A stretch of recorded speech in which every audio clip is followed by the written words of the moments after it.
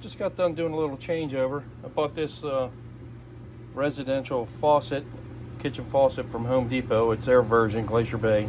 Replaced in my camper with what it came with.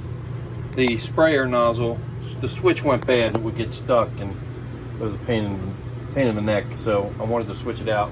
And of course, going to a camper store to buy a replacement was way more than it should be. So, and they're not built that well. So I went to get a residential one, which is a little bit heavier, and I knew I would have some issues. One of them being these adapters. So on this one that came with a camper, it had these kind of fittings on it, the males, which went into this PEX connector here, a little half-inch like compression fitting.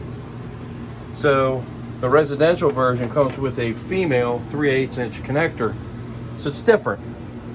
And I was trying to figure out the easiest way to change it over without going through an adapter and that kind of thing, and taking a trip to the camper store, which is further away than my local Lowe's home department store.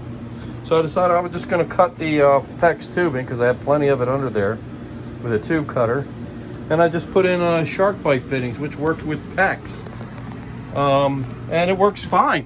Just so you know, you can make repairs with Sharkbites on this PEX tubing in an RV, and I don't have any leaks. Works great.